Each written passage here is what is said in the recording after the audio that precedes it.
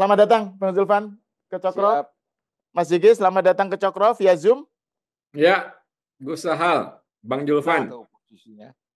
Kenapa? Bro Lim ini kan posisinya di Singapura. Iya, di Singapura. Jadi kalau dia ngopi nggak apa-apa karena dia musafir. Musafirnya itu betul-betul musafir permanen. Ya. Nah, kali ini saya ingin kita membicarakan tema besar lah ya, tema ke depan soal clean government.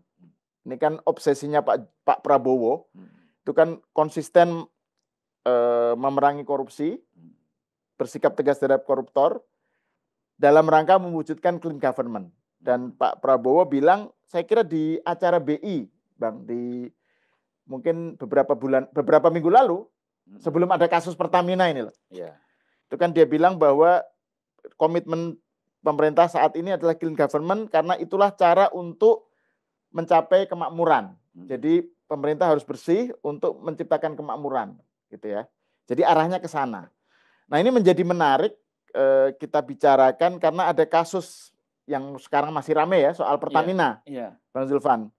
Jadi kan Pertamina ini adalah contoh bagaimana komitmen Kejaksaan Agung ya, serius menindak mafia migas, ya kan? Benar.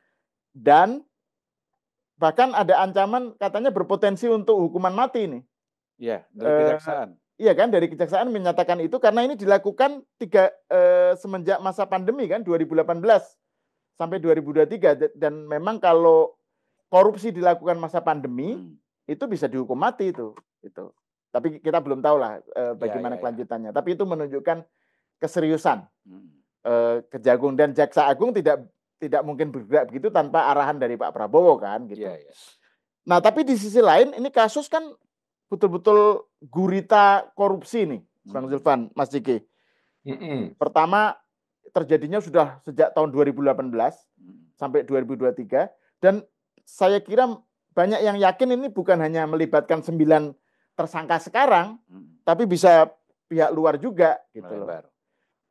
Ada yang menyatakan itu misalnya BPK, oknum BPK ya, terus kemudian seberapa jauh kaitannya dengan dengan elit-elit politik yang lain lah gitu.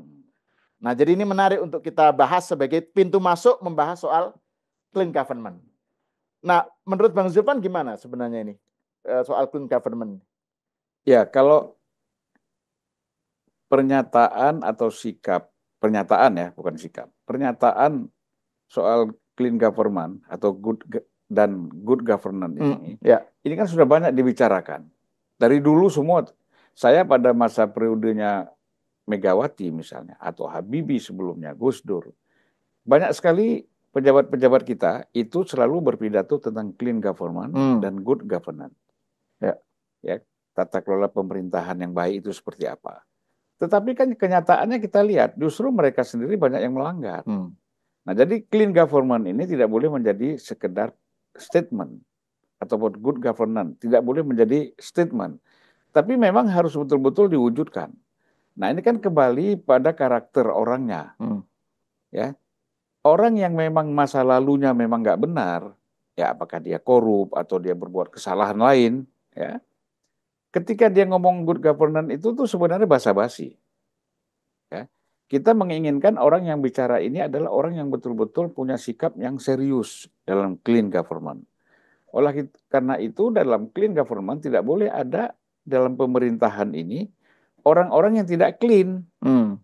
Ya kan? Memang betul kita tidak bisa mendapatkan orang yang 100% clean, itu susah. Ya kan? Dalam situasi Indonesia seperti sekarang ini dengan berbagai masalah.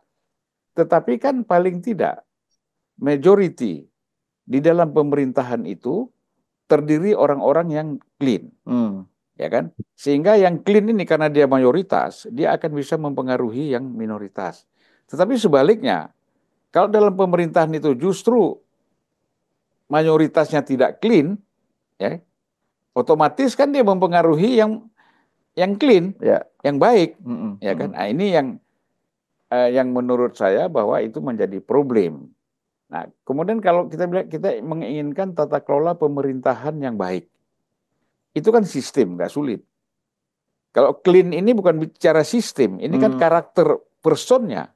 Tapi kalau tata kelola itu kan sistem, ya kan? Gitu. Nah, tapi mungkin nggak kita mengelola satu pemerintahan yang baik kalau orangnya tidak berkarakter, tidak clean. Nah, inilah problem utama kita dari dulu yang menjadi masalah, bahwa soal clean governance ini tidak mewujud dalam bentuk sikap, tetapi hanya pernyataan. Nah, saya nggak tahu ya kalau Pak Prabowo misalnya mengatakan kita memang harus mengutamakan clean government. Memang tidak mudah seperti itu penerapannya, ya kan? Ini kan penerapannya kan harus bertahap, ya kan? Step by step, ya kan? Gradual misalnya. Mana dulu yang harus dibereskan? Karena kan pengalihan pemerintahan kita dari Orde Baru ke reformasi itu kan bukan revolusi. Karena reformasi sehingga kita melihat orang-orang yang lama pada masa Orde Baru masuk lagi. Karena memang kita kekurangan orang juga barangkali, ya kan, banyak masalah di situ. Kalau revolusi kan lain, pokoknya semua yang masa lalu sikat, ya, kita bikin yang baru. Nah, ini yang harus kita pahami, perubahan kita itu bukan radikal, tetapi reformatif. Nah, itu pasti ada komprominya banyak gitu loh. Saya kira begitu, Mas. Nah, kalau Bang Zulfan melihat yang terjadi sekarang, misalnya momentum kasus Pertamina ini, Bang. Ini kan ya, jadi kaitannya dengan clean government itu. Sebelum saya ke Mas JK ya. Gimana Bang Zulfan? Ya, sebenarnya kalau kaitan dengan Pertamina kan sudah lama. Kita sudah berteriak-teriak itu sejak Orde Baru kan. Ya kan? Pemainnya kan itu-itu aja. Ya kan? Ganti lagi. Sehingga maaf aja lah. Pada masa lalu itu memang keterlibatan elit politik itu besar dalam persoalan Pertamina ini. Kita tahu bagaimana kasus siapa dulu? Siapa dirut Pertamina yang pertama dulu pada masa Pak Harto itu? Oh, Ibnu Sutowo. Oh, Ibnu Sutowo. Ya. Kan ramai itu tahun 77 tuh. Ya kan? Kemudian dia diganti dengan temannya Pak Harto yang dari Jawa Tengah itu. Ya. Lalu terus berkembang. Tetapi pada masa itu memang belum ada mafia. Hanya permainan di internal Pertamina. Nah, selanjutnya kita lihat pada masa setelah masa Ibnu Sutowo, nah, mulailah di sini orang memanfaatkan orang-orang keluarga Pak Harto, kemudian orang yang dekat dengan Pak Harto dilibatkan di dalam permainan ini. Tapi kan pada masa itu tidak ada yang berani lakukan apa-apa, gitu loh. Terus berlanjut sampai Dahlan Iskan membubarkan yang namanya Petral. Tapi kan persoalannya bukan Petral dibubarkan kan tetap aja bisa jalan, ya kan? Gitu. Dan kita tahulah siapa-siapa yang ada di dalam Petral ini dan siapa di belakangnya. Nah, bagi kita kan tidak ada persoalan orang itu mau import minyak itu nggak ada masalah. Silakan aja. Kita juga tahulah. Saya misalnya ditawari beberapa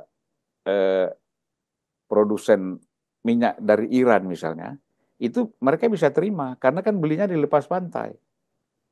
Iran kena sanksi, tapi bendera yang dipakai kan bendera Oman misalnya. Jadi masuk ke Oman, kapal keluar pakai bendera Oman, transaksi bisa di tengah laut, ya kan, di laut lepas sana transaksi baru dibawa ke Indonesia dengan harga murah, kemudian tinggal dikontrol aja harga itu sesuai atau tidak, ya kan. Dan Amerika juga lakukan itu, Rusia lakukan itu, semua negara lakukan itu, gitu loh. Jadi itu nggak masalah. Tetapi ini kan yang kita sangat kecewa. Ini kan langsung mengena kepada rakyat dengan pemanfaatan oplosan ini. Oh, yang kasus terbaru ini. Ya kan? Nah, ini sebenarnya kan sudah terbaca sejak lama gitu loh.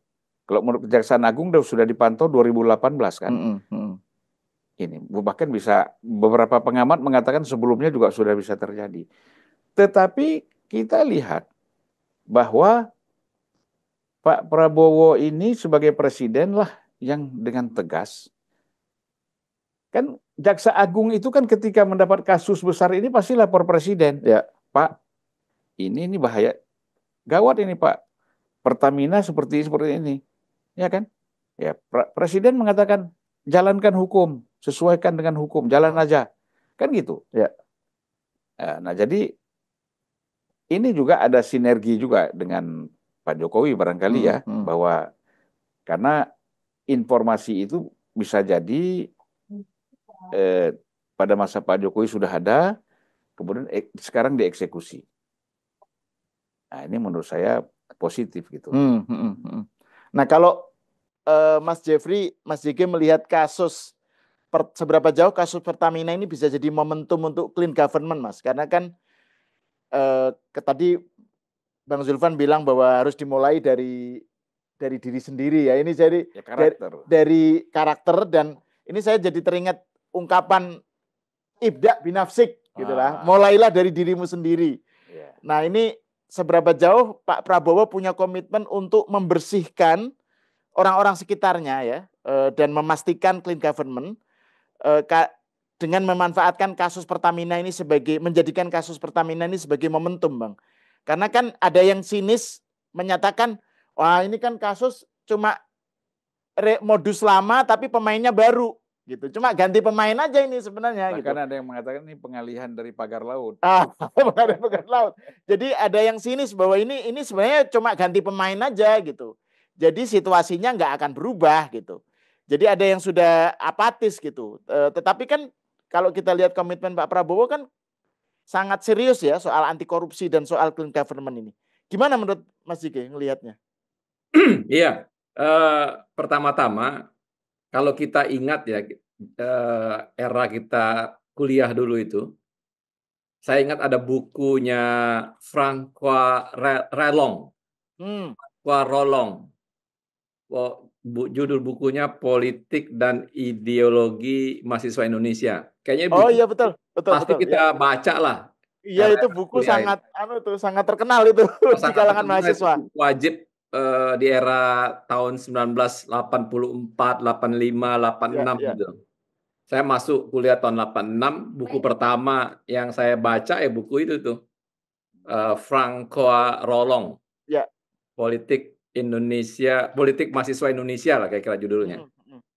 Nah, di buku itu diterangkan tuh dengan sangat jelas bahwa korupsi besar di era Orde Baru itu adalah Pertamina, Bulog, telekomunikasi, satu lagi saya lupa diterangkan di buku itu. Pokoknya 3 itu, sebenarnya ada 4. 3 itu Pertamina, Bulog, dan perusahaan telekomunikasi adalah skandal-skandal besar korupsi di era Orde Baru.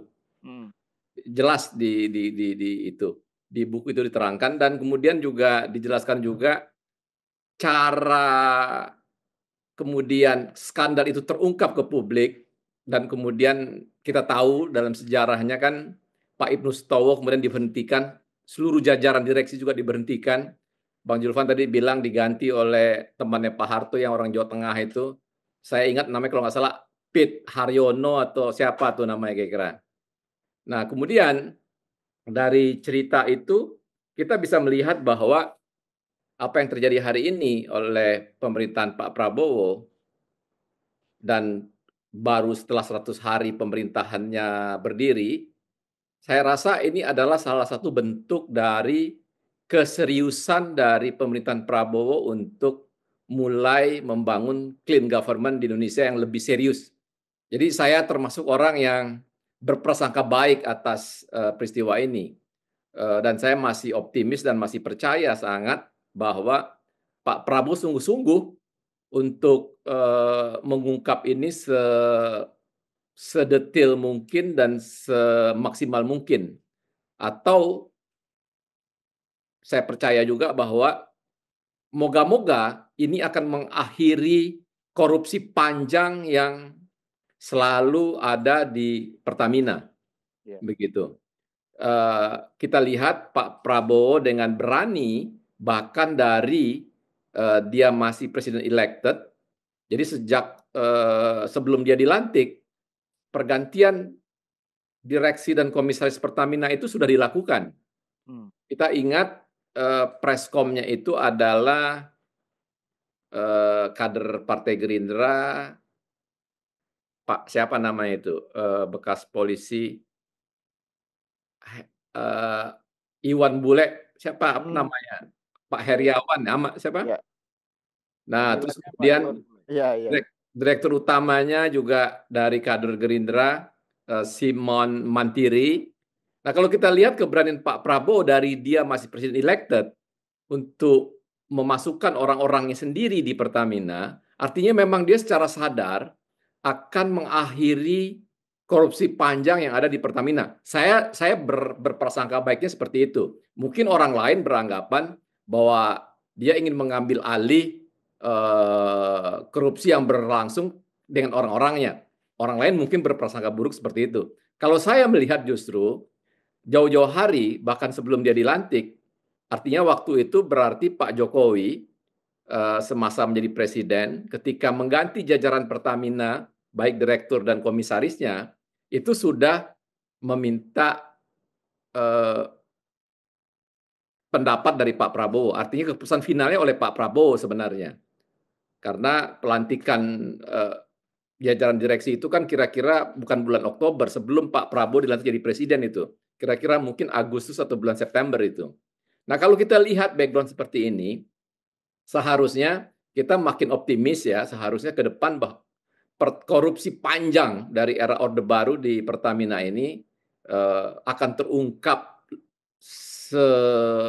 terbuka mungkin dan akan sampai ke akar-akarnya. Saya optimis itu akan terjadi karena saya percaya kalau Pak Prabowo ingin ada pertumbuhan yang tinggi untuk growth ekonomi kita, bahkan ke level 8% misalnya, kalau hal seperti ini, ekonomi biaya tinggi seperti ini, atau korupsi yang berkepanjangan seperti ini nggak diakhiri, bagaimana mungkin growth ekonomi itu akan tercapai begitu. Dan kalau kita lihat lagi sekarang, Pak Prabowo kan ekstrim juga menghapus budget-budget yang dianggap dengan bahasa apa itu lemak-lemak dan otot gitu, istilah Bro Hasan Nasbi itu. Menurut saya itu juga sesuatu yang sebenarnya kita tunggu-tunggu dari perjalanan bangsa ini, dan baru di era Pak Prabowo ini itu berani dilakukan. Ya, Bang Julfan kan pernah jadi anggota DPR, saya pernah jadi anggota DPR. Kita tahulah dulu beberapa paket atau jatah atau fasilitas yang kita nikmati kalau kita berkunjung ke luar negeri itu, biaya-biaya kunjungan kita ke luar negeri itu, sebenarnya kan kalau mau jujur, kegunaannya nggak ada, gitu. Karena itu kemudian saya pernah satu kali pergi menggunakan kunjungan untuk ke luar negeri dengan fasilitas DPR itu di beberapa negara Eropa, satu kali kunjungan selama 1 minggu, dan menurut saya kesimpulan yang saya dapat setelah perjalanan panjang tadi, ya sebenarnya memang ini sesuatu yang nggak perlu harus dilakukan. Ini bisa dikerjakan di dalam Indonesia, bisa melalui googling, apalagi sekarang ya ada AI misalnya, bisa nggak perlu kita harus datang ke sana. Sama saya bilang sama banyak teman-teman, sekarang ini kalau kita mau keliling dunia nggak perlu harus keliling dunia sesungguhnya. Kita masuk ke YouTube, kita search negara yang penasaran kita ingin lihat, begitu banyak video-video tentang negara tersebut. Bahkan kita berkunjung pun belum tentu kita sanggup tuh untuk mengelilingi negara itu. Tapi dengan YouTube, kita bisa detail mengetahui Tehran dengan sekeliling suburbs-nya. Nggak perlu kayak Bang Julfan harus berkunjung ke Tehran berulang kali. Jangan-jangan apa yang saya lihat di YouTube belum tentu pernah dilihat oleh Bang Julfan begitu. Saking canggihnya situasi hari ini begitu. Jadi situasi belakangan menurut saya harus kita apresiasi, harus kita berprasangka baik bahwa memang sungguh-sungguh ini dilakukan oleh Pak Prabowo untuk memberhentikan korupsi yang sudah berkepanjangan di tubuh Pertamina. Kalau kemudian ini diprasangkai buruk oleh banyak pihak, justru saya khawatir orang yang berprasangka buruk itu justru adalah orang-orang yang ingin ini tetap berlangsung, gitu. Jadi nggak usah dibalik-balik fakta bicaranya, begitu. Kira-kira gitu, Gus Sahal. Ya, saya nyambung dikit. Jadi kan yang pesimis ini kan orang-orang bukan pesimis ya, bahwa mencibir lah dengan apa yang dilakukan oleh Kejaksaan Agung terhadap korupsi yang ada. Kan sebenarnya bukan hanya Pertamina, walaupun yang terbesar itu Pertamina. Sebelumnya ada PN Timah kan. Antam ya. Antam. Ada Timah, kemudian Antam, kemudian lagi ada ASDP, itu 1 triliun lah kira-kira.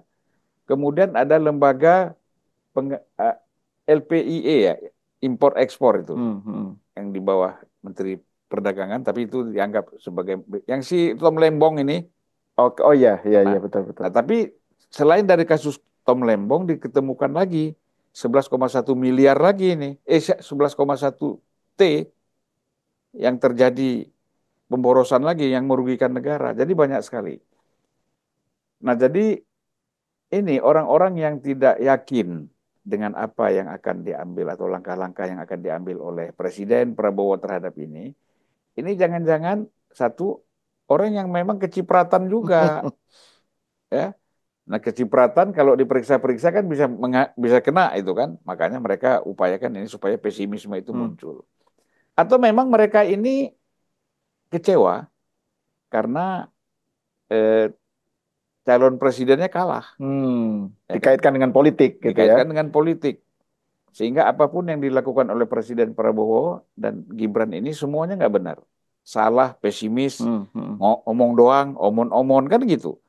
Itu karena kan mereka sebenarnya kekecewaan yang mereka munculkan itu. Itu ada juga sebagian. Jadi macam-macam lah. Ya. Kalau kita lihat apa yang disampaikan oleh Bro Lim tadi, pesimisme dan ketidakpercayaan itu. Nah, jadi kalau menurut saya bahwa kita harus mendukung apa yang dilakukan oleh Pak Prabowo. Saya nanti sore sayangnya baru keluar video monolog saya itu. Oh, monolog di Unpacking ya? Bang Julvan sudah ada monolog. Ini monolog nih. Gak mau kalah sama Bang Ade Armando. Diawali dengan doa dulu. Oh, puasa ya, momen puasa ya, Ramadan. Dan kita minta supaya, ini saya buka dulu di sini, ya kan? Kita minta supaya Pak Prabowo ini dibersihkan dari orang-orang yang korup, orang-orang yang hipokrit, penjahat, ya kan, orang-orang penipu, dan orang pura-pura baik, musuh dalam selimut, juga termasuk dari preman-preman. Dan kita minta seluruh rakyat Indonesia mendoakan supaya Pak Prabowo ini sukses. Amin. Nah, tapi ini masih terkait dengan poinnya Bang JG nih, Mas Jeffrey nih, soal optimisme dan pesimisme ya. Kan ada yang bilang bahwa memang masalah korupsi ini menjadi begitu mengakar dan nggak beres-beres, bukan hanya Pertamina tapi secara umum, itu karena efek jera dari hukumannya itu tidak betul-betul membuat jera gitu. Dan orang membandingkan misalnya dengan bagaimana Xi Jinping atau negara-negara lain yang misalnya tegas menerapkan hukuman mati gitu Mas, untuk koruptor gitu. Itu yang membuat orang gentar. Kalau ini kan seakan-akan kayak nanti di pengadilan bisa dengan mudah lepas misalnya, atau hukumannya ringan gitu. Bisa cincai-cincai gitu. Jadi soal efek jera ya, yang itu membuat masyarakat skeptis gitu. Ini bukan hanya Pertamina Mas, secara umum. Bahkan misalnya lontaran perampasan undang-undang perampasan aset kan nggak kunjung terjadi gitu. Ya DPR-nya nggak mau. Nah itu makanya. Mas Jika ngelihatnya gimana tuh soal harap masyarakat yang tidak lagi percaya gitu dengan keseriusan pemerintah dalam menangani korupsi karena ternyata hukumannya ringan gitu. Ya kalau saya melihat hukuman mati itu nggak terlalu berat, Gus Sahal justru. Yang paling berat itu adalah hukuman dimiskinkan. Perampasan aset. Kalau orang pernah kaya, kemudian miskin, wah itu menjalani hidupnya berat sekali, Gus Al, dan itu justru sangat menakutkan, gitu. Kalau mati itu selesai sudah. Jadi menurut saya yang justru harus didorong dan tidak terlalu besar kontroversinya adalah Aset. ya dimiskinkan itu. Jadi bagaimana orang yang sudah terbukti koruptor itu dimiskinkan. Kan sekarang ini yang terjadi nggak seperti itu. Orang yang terbukti korupsi dan kemudian menjalani hukuman bisa menikmati hidup dengan nyaman dan menikmati penjara juga dengan nyaman gitu. Saya rasa itu sebenarnya kalau mau bicara lebih lebih tajam ya atau lebih konkret untuk membuat ada efek jera terhadap korupsi ini daripada kemudian memaksakan ancaman hukuman mati yang selalu kontroversial. Saya sih lebih punya keyakinan memiskinkan itu jauh lebih punya efek jera sebenarnya gitu. Kita udah rasakan kalau kita kalah main saham kan. Miskin mendadak itu sakit juga ya. Ya. Tadi Bang Zulfan ada yang ingin disampaikan. Tadi saya katakan tadi bahwa sebenarnya nyambung ya. Undang-undang perampasan aset itu yang sampai saat ini sejak zaman Pak Jokowi sampai sekarang belum disahkan oleh DPR. Kalau pemerintah kan menunggu. Nah, ini menurut saya sebenarnya kan kita sudah tahu mengapa DPR itu tidak mau cepat menyelesaikan undang-undang ini. Lalu timbullah narasi dan pikiran-pikiran dari masyarakat, ya karena DPR-nya korup. Karena di dalam DPR itu memang orang-orang yang sangat khawatir ketika dia diperiksa nanti kedapatan secara hukum, lalu di proses selanjutnya, nah asetnya kan akan disita. DPR tidak mau begitu. Saran saya satu aja, mahasiswa mau 100.000 orang demo tuh DPR. Bukan soal Prabowo yang dibilang gelap lah macam-macam, bukan. Presiden ini udah terang jalannya.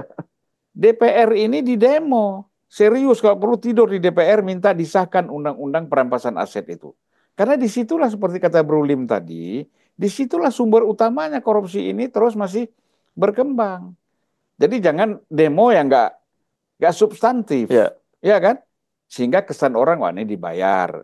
Tapi kalau demo soal undang-undang perampasan aset ke DPR, nah itu kita angkat topi sama mahasiswa. Kita pun ikut di dalamnya, ya kan? Supaya apa? Selesai ini soal korupsi di Indonesia ini.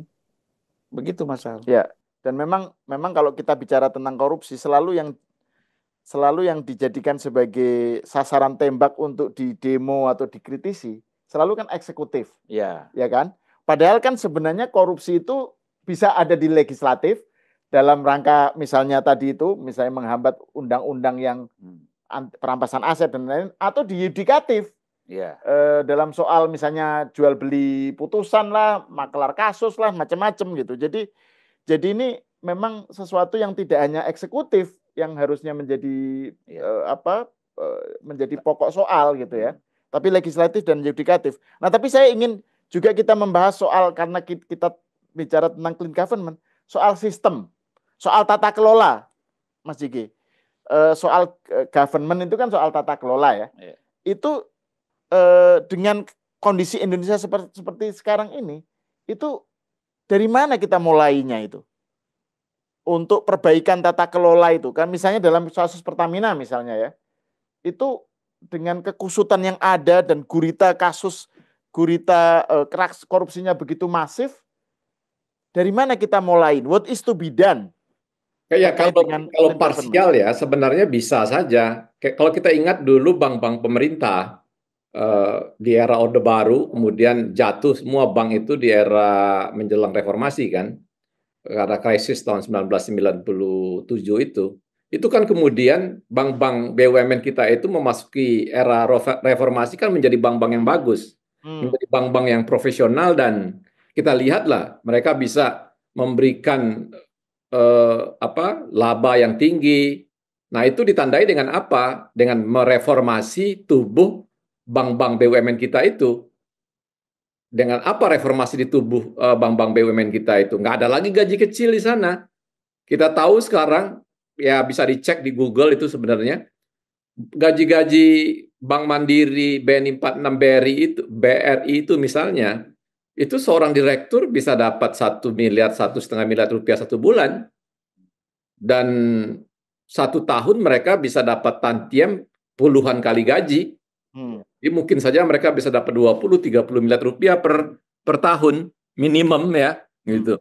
Nah kalau kita lihat itu, mengapa nggak kita pakai cara itu juga untuk di Pertamina? Nah kalau di Pertamina sampai hari ini misalnya sudah diberikan standar yang sama seperti di bank-bank BUMN kita itu, tetapi tetap ada korupsi juga. Nah artinya apa? Artinya memang pengawasan di tubuh Pertamina itu nggak seketat seperti pengawasan yang ada pada bank-bank BUMN kita.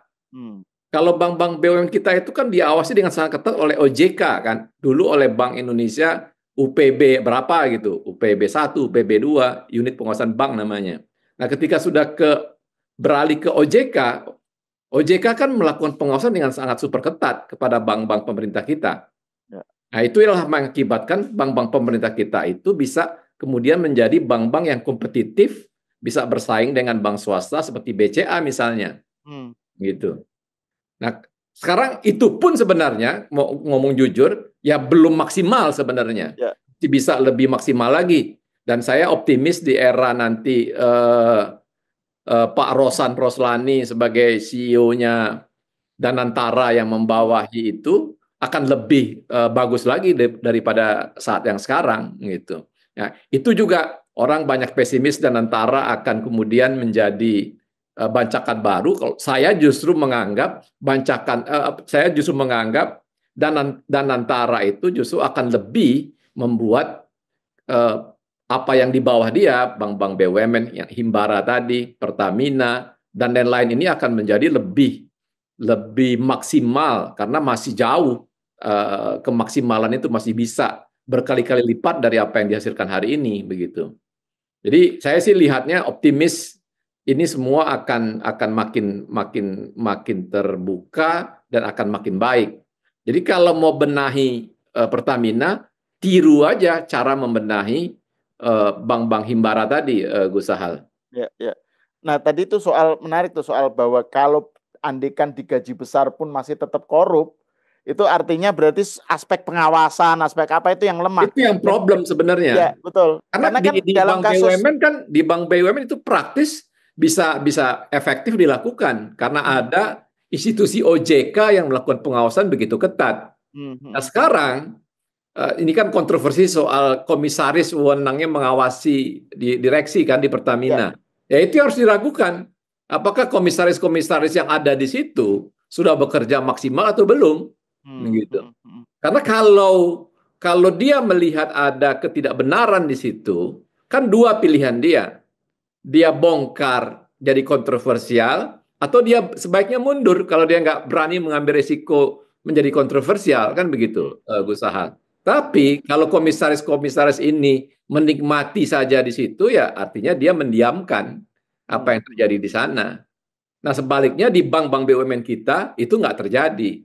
Karena itu bank-bank BUMN kita sehat-sehat, menghasilkan dividen yang besar, beli aja deh sahamnya BNI 46 dari awal sampai sekarang naiknya udah berapa kali lipat tuh, Gus Sahal.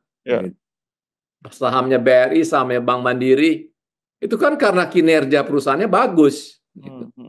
Nah Pertamina, menurut saya, ya harus meniru konsep pembenahan yang terjadi pada bank-bank pemerintah kita ini, gitu. Ada kok model atau contoh yang bisa ditiru gitu. Kalau Bang Zulfan gimana tanggapannya? Soal tadi itu pembenahan mana yang what is to be done gitu. Ya. Itu kan berarti kita bicara good governance-nya ya. Tata kelolanya seperti apa. Sebenarnya kan kalau kita bicara tata kelola sistem ya, metode itu kan tadi seperti dijelaskan sudah ada semua. Kita sudah ada dengan komisaris. Komisaris ini dengan berbagai pertimbangan-pertimbangan seseorang diangkat menjadi komisaris. Saya kan juga pernah menjadi wakil komisaris utama Jasa Marga misalnya. Kita tahu direksi ini dalam tekanan berbagai kepentingan. Mereka tidak bisa menekan komisaris. Yang mereka tekankan itu adalah direksi. Karena eksekutornya kan direksi. Tapi kalau kita komisaris itu tegas, pokoknya biarpun menteri tidak bisa kamu jalankan ini. Kita perintah kepada direksi, awasi. Dan saya di Jasa Marga ada 2 yang saya gagalkan itu sudah pertarungan luar biasa itu. Tender-tender segala macam, tapi pada akhirnya saya bilang ini ada pencurian nanti di dalamnya, ada korupsi di dalamnya. Jadi tunda dan gagalkan. Caranya bagaimana? Saya nggak mau tanda tangan. Iya kan? Bisa. Iya. Kita tidak mau tanda tangan, berarti kan pincang ini. Komisaris tidak utuh. Nah, akhirnya kawan-kawan komisaris semuanya mengatakan kita juga nggak tanda tangan. Karena saya katakan begini, kalau kita tanda tangan satu proyek yang itu nggak visible atau di situ ada celah-celah orang melakukan korupsi, apakah direksi atau orang luar, kita komisaris kan kena. Pak Jokowi kan mengeluarkan keputusan, komisaris harus ikut bertanggung jawab. Nah, jadi orang jadi komisaris itu tidak main-main sebenarnya. Maaf lah ya, seperti Ahok. Setelah ada kasus ini, dia baru berteriak-teriak. Harusnya begini. Waktu kamu jadi komisaris utama, kenapa nggak kamu bongkar? Ya kan, kenapa kamu nggak ini? Karena kamu menikmati gaji besar, tantiem besar, gitu kan. Sekarang baru berkoar-koar, mencari dukungan, gitu. Ya padahal ketika dia menjadi komisaris utama, banyak yang bisa dilakukan. Itu saya buktikan. Ya kan?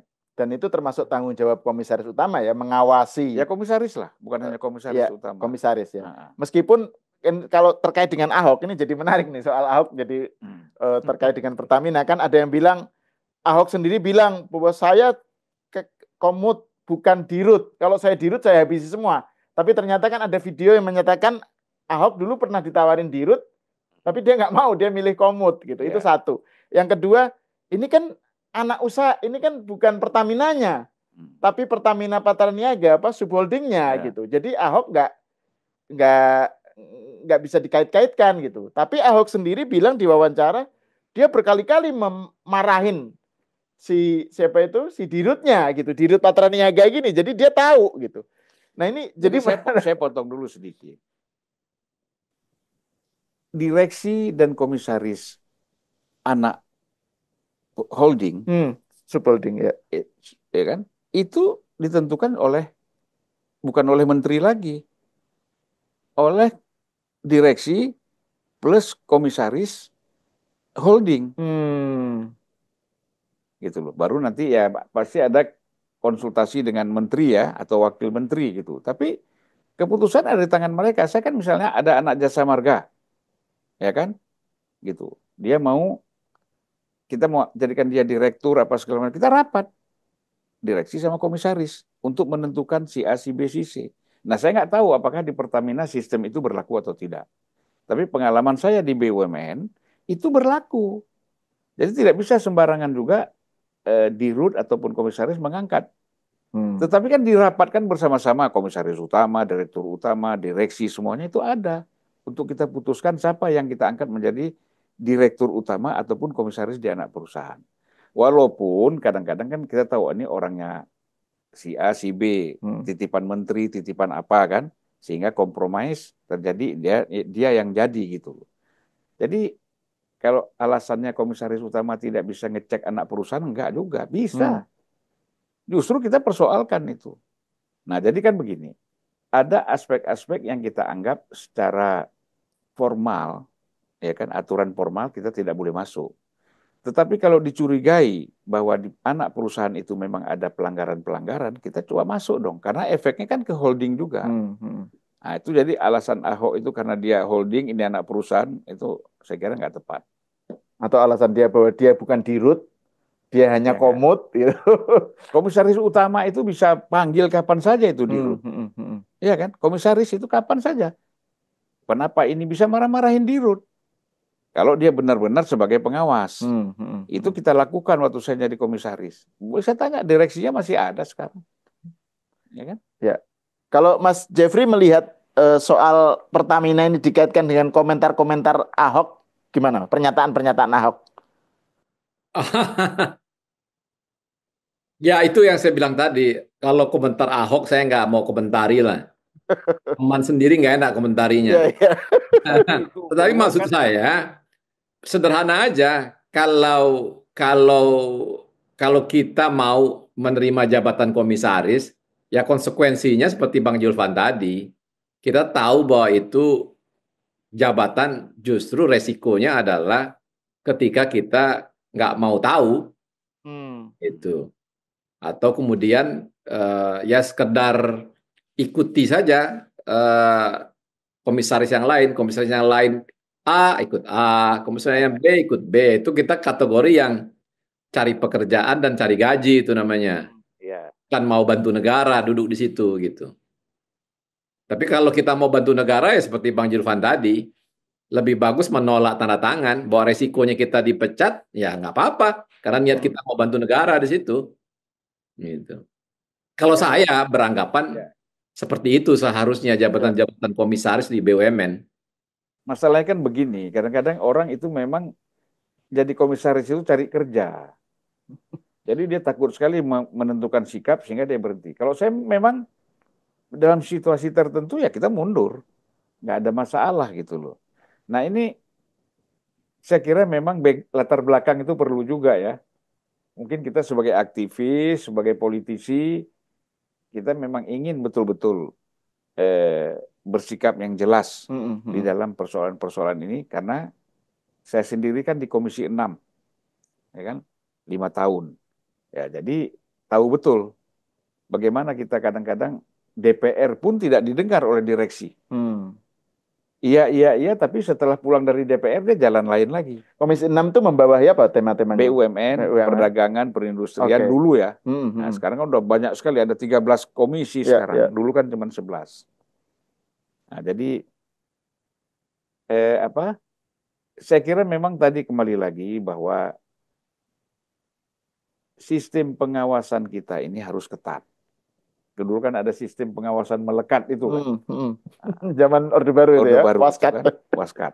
Nah ini memang harus, kalau kita mengatasi korupsi tadi, bagaimana kita kalau hukuman mati kontroversial banyak yang ribut. Nah, lalu kita larikan bagaimana memiskinkan para koruptor lewat undang-undang perampasan aset misalnya. Itu pasti saya yakin takut. Biasa naik Mercy yang S-Class, ya kan harga sekian tiba-tiba harus jalan kaki. Dan di keluarganya dia tidak dihargai. Gitu. Ini bukan orang sufi. Kalau orang sufi makin jalan kaki makin senang dia. Ini orang-orang kaum borjuis. Ya kan? Itu kematian yang sesungguhnya bagi koruptor itu ya. Pemiskinan itu ya. Kalau hukuman mati, dia hanya nanti yang dia alami kekecewaannya dia hari kiamat kan, akhirat kan. Tetapi kalau perampasan aset memiskinkan itu penderitaannya panjang. Di dunia ini. Di dunia ini panjang, tersiksa betul. Ya kan. Nah, makanya nggak usahlah kita hukuman mati, perampasan aset aja. Dan yang itu paling depan saya lihat PSI itu untuk perampasan aset ini kan. PSI konsisten sejak dulu itu. Dan juga ke Pak Jokowi sebenarnya kan juga ini ya, Mas Diki ya, sudah endorse ya. Sudah. Makanya saya curiga, mengapa PSI ini justru yang paling depan untuk mewujudkan undang-undang perampasan aset, tapi tidak lolos parlemen. Ada juga itu ini karena rakyatnya nggak percaya. Kolaborasi menggagalkan PSI masuk parlemen, kalau enggak nih perampasan aset bisa teriak tiap hari kan. Nah, insya Allah nanti 2029 masuk lah. Kalau menurut Bang Zulfan, gimana? Sebagai closing statements lah. Ya, saya kira begini, karakter itu dimulai dari diri sendiri. Ya kan, membangun kesadaran, meyakini bahwa kita jangan mengambil hak orang lain, jangan mengganggu orang lain, kita jalan sesuai dengan on the track. Baik agama, filsafat, ataupun keyakinan-keyakinan lain. Nah, jadi paling penting perubahan itu adalah dalam diri sendiri. Tadi Mas Sahal sudah bilang, ibda' binafsi. Mulai dari diri sendiri. Bahkan ayat Al-Quran itu mengatakan, karena ini kan kita bulan puasa ya, ku anfusikum wa ahlikum naro. Jagalah dirimu dan keluargamu dari api neraka. Ini jangan diartikan jagalah dirimu dan keluargamu dari api neraka. Kita harus sholat. Betul-betul wajib.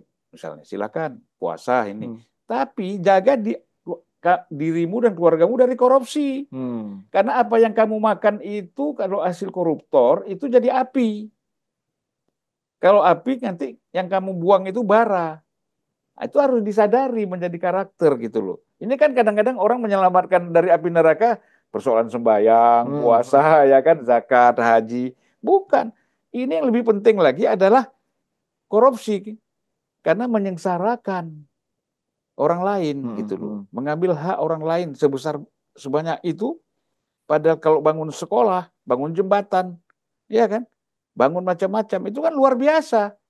Nah disinilah saya kira kalau kita kembali ke Pak Prabowo ya, dengan dia punya semangat untuk membangun gizi masyarakat, dengan dia ingin meningkatkan kualitas anak-anak Indonesia, sumber daya manusia kita. Nah saya kira dia sadar betul bahwa uang-uang korupsi ini harus di take over, diambil alih, dan tidak boleh terjadi lagi untuk semua kebutuhan itu. Saya baca tadi satu video pidatonya Pak Prabowo ketika dia diejek-ejek berkaitan dengan ayo dong para koruptor kembalikan dong uangnya, ya kan? Saya kira itu betul. Kan langkah satu dengan pemiskinan itu kan begitu kan?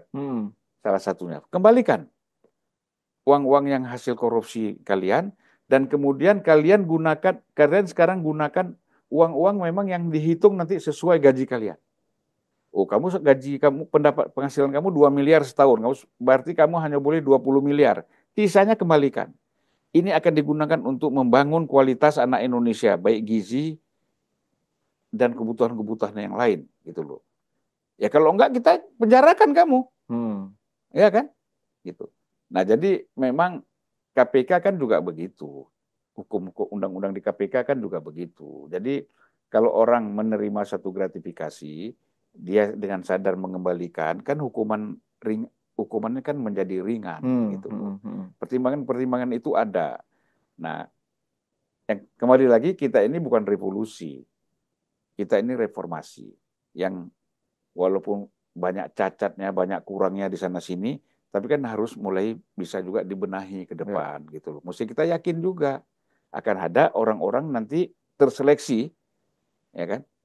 Satu diseleksi oleh sistem, diseleksi oleh oleh alam, nanti terakhir diseleksi oleh Tuhan. Baru kita dapatkan orang-orang yang baik kan, yang untuk memimpin negara ini, membantu Prabowo supaya sukses. Saya kira begitu ya. Ya, kalau Mas Jeffrey, gimana? Kalau saya ingin era Pak Prabowo ini menjadi awal dimulainya revolusi di bidang pendidikan dasar kita. Jadi saya berharap seharusnya kurikulum kita itu untuk tingkat dasar sudah lebih fokus bukan kepada kualitas akademis, tetapi lebih kepada kualitas moral sebenarnya. Jadi kalau kita perhatikan negara-negara Skandinavia yang menjadi negara yang paling bahagia di dunia, negara-negara yang kaya itu pendidikan dasarnya kan fokus kepada pendidikan moral sebenarnya. Anak-anak diajarkan bukan tentang kompetisi akademik, pinter-pinteran matematika, pinter-pinteran bahasa, bukan itu yang diajarkan. Tetapi yang diajarkan adalah bagaimana berlaku jujur terhadap diri sendiri, berlaku jujur dalam lingkungan, saling mengasihi dalam lingkungan, saling tolong-menolong dalam lingkungan, perhatian pada orang lain, dan kemudian menghormati orang lain. Jadi nilai-nilai itu yang selalu menjadi fondasi dasar mereka ketika mereka berusia antara usia balita sampai usia tamat sekolah menengah pertama itu, kira-kira itu yang menjadi fokus daripada nilai-nilai yang diajarkan. Mereka tidak dipaksa untuk punya potensi akademis yang luar biasa di usia itu. Mereka tidak diajarkan untuk kemudian jago matematika, jago fisika, ahli ini, ahli itu, belum di usia itu. Sampai usia pra-remaja itu mereka lebih fokus kepada pengajaran tentang nilai-nilai diri, bagaimana menjadi orang yang tidak antisosial, menjadi orang yang melakukan hubungan satu dengan yang lain atas dasar kesadaran sebagai makhluk sosial, bukan atas dasar saling membutuhkan. tetapi lebih kepada bahwa itu memang keharusan sebagai makhluk sosial misalnya. Nah, nilai-nilai ini yang harus dibangun kalau kita mau jadi bangsa besar ke depan, dan itu harus dimulai dari pendidikan di tingkat paling dasar tadi, Gusal dan Bang Julvan. Kalau dilakukan itu pada usia dini, pada saat mereka sekolah tingkat taman kanak-kanak, sekolah dasar, sekolah menengah pertama, itu aja selalu yang diingatkan setiap hari, bahwa kita hidup ini nggak boleh menyakiti orang lain, nggak boleh menyakiti hati orang lain, kita harus menghormati orang lain, kita nggak boleh membohongi orang lain, kita harus jujur kepada diri kita nggak boleh membohongi diri kita, apalagi membohongi orang lain. Kalau itu terus-terus selama 9 tahun pengajaran tadi dicekoki di anak didik kita itu, udah pastilah mereka menjadi orang-orang yang punya kedalaman nilai moral yang tinggi, Gus Sahal. Tapi kan tidak seperti itu yang kita kerjakan. Paling banyak orang berdosa ini bohongin istri lagi. Ya, gitu. Ya, saya punya pengalaman ya, Bro Lim ya. Waktu itu kita mau studi banding pribadi nih, bukan DPR. Walaupun saya anggota DPR, saya pribadi, kebetulan saya ke Malaysia, saya coba mempelajari Balai Pustaka Malaysia itu seperti apa dibandingkan dengan Balai Pustaka kita. Gitu loh. Jadi Balai Pustaka itu diberi ditunjuk oleh pemerintah untuk memproduksi buku-buku sekolah dasar dan menengah. Gitu loh. Nah, di sana buku-buku gratis semua. Tidak ada yang boleh bayar buku itu. Tetapi syaratnya, buku itu tidak boleh dicoret sedikit pun, tidak boleh sobek, tidak boleh rusak. Karena buku itu akan diwariskan kepada adiknya, kepada siswa selanjutnya. Ya. Kalau rusak, dia harus bayar. Oleh karena itu, kalau kita lihat buku-buku saya ditunjukkan di sana, ini buku kelas 1 dulu nih, sekarang kita mau bagi lagi. Itu tidak ada yang rusak. Ya kan disiplin dari situ, bagaimana menghargai itu. Gitu. Tidak ada coret-menyoret di meja, di dinding. Jadi memang itu dilatih dari SD, dari kemudian dia SMP, ya, sehingga itu terbentuk. Nah, oleh karena itu kita lihat, saya sering itu di Malaysia, Penang, Kuala Lumpur, saya muter-muter ya. Kalau Singapura udah nggak bisa kita bandingkan lagi. Kita bandingkan dengan Malaysia aja. Singapura kan udah terlalu jauh sama kita ya. Itu memang saya tidak melihat ada anak-anak SMA dengan pakaian seragam berkeliaran di mall, berkeliaran di jalan, nggak ada. Jadi mereka dari sekolah langsung pulang ke rumah. Seperti kita dulu gitu. Nah kalau sekarang kan enggak, kita mau lihat pulang sekolah berkeliaran di mall, pakai baju sekolah seragam, di mana-mana. Nah inilah, apa kata Bro Lim tadi, memang karakter itu, moral itu harus kita bangun memang sejak dini. Nggak bisa di tengah jalan, udah besar baru kita ceramahi. Ya kan, umur udah bangkotan 40-50 tahun, datang Ustadz ceramah karakter. Dia salah, nah Ustadz ini bohong aja. Itu saya kira. Ya. Dan bicara soal karakter ini, saya jadi ini sebelum kita akhiri ya, itu saya jadi teringat manusia Indonesianya Mohtar Lubis. Ya. Yang 9 kriteria orang Indonesia itu kayaknya. Iya, yang itu misalnya apa? Feodal. Nafik yang paling pertama. Nafik. Nah, itu. Hipokrit. Ya. Nah itu kalau menurut Mas JK itu bisa diubah nggak kayak gitu-gitu, yang disebut karakter yang oleh Mohtar Lubis itu? Pak, itu yang saya bilang, itu harus dimulai dari usia dini, gitu. Kan ya, itu kan era tahun 70-an. Itu saya ingat dia ngomong itu kan berakhirnya koran Indonesia Raya itu. Ya betul Indonesia Raya, kan? Betul. Ya. Nah itu di era itu rata-rata manusia Indonesia masih produk pendidikan Belanda tuh, masih dapat pelajaran budi pekerti itu saja dia sudah mengkritisi dengan 9 ciri manusia Indonesia yang buruk sekali tuh, munafik, berbohong, ya, terus nggak suka orang lain bahagia, orang lain susah, macam-macam tuh, harus 9 itu. Nah bayangkan itu masih era di mana mayoritas orang-orang ketika itu masih dapat pendidikan budi pekerti, gitu. Nah bayangkan era kita ini kan era yang tumbuh di era Orde Baru, ketika pelajaran budi pekerti itu udah nggak ada, gitu. Nah, bagaimana kita bisa lebih baik daripada era yang lalu itu? Gitu. Nah, mau nggak mau, menurut saya nggak ada cerita lagi terlambat nggak terlambat, harus dimulai dari kurikulum dasar tadi, dari pendidikan dasar tadi, dan itu memang harus kemauan dari Pak Prabowo. Nggak bisa diharapkan itu dari menteri yang sekarang misalnya, karena itu harus guidance dari presiden.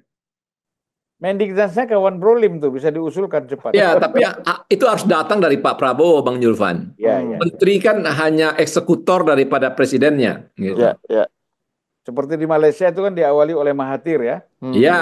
Atau Lee Kuan Yew di Singapura. Ya. Memang Pak Prabowo harus seperti itulah. Ya. Tapi saya senang karena Hasim Joyo Hadikusumo mengatakan Pak Prabowo ini sangat kagum dan senang dengan Deng Xiaoping. Nah, itu kan Deng Xiaoping di atas Lee Kuan Yew, sebenarnya di atasnya Xi Jinping. Bukan di atasnya Mahathir. Oh, di atasnya Mahathir. Ya. Ya dia bapaknya Xi Jinping gitu. Iya. Oke, terima kasih Mas Jeffrey Giovanni dan Bang Zulfan Lindan atas obrolannya. Kita akan bicarakan tentang masa depan lah ini ya. Indonesia ke depan. Sampai ketemu nanti sore. Oh, 12, Gus Sahal, bukan 9, 12. Oh, 12 karakter ya? 12 sifat dasar manusia Indonesia menurut Mokhtar Lubis. Apa aja itu, Bang? Mas. Nah, 12 itu hipokrit. Terus segan dan enggan bertanggung jawab atas perbuatannya atau atas keputusan yang dia lakukan. Bersikap dan berperilaku feodal. Karena ini warisan feodal. Keempat, percaya tahyul. Kelima, artistik berbakat seni. Yang paling menohok ke ciri manusia Indonesia ini ialah etnis Bali, Jawa. Kalau ini bukannya yang ini yang bagus lah kan? Yang bagus ya. Terus keenam, lemah watak dan karakternya. Ketujuh, tidak hemat. Orang Indonesia itu boros. Kedelapan, cenderung tidak bekerja keras jika tidak terpaksa. Kesembilan, tukang komplain, tukang menggerutu. Kesepuluh, lekas iri dan dengki. Ke-11, pura-pura pandai, tidak mengakui kekurangan. Ke-12, modal meniru. Ini menunjukkan Indonesia kurang kreatif gitu. Jadi cuma satu yang bagus. Ya, jadi menarik juga, itu ada diskusi, bukan diskusi langsung ya.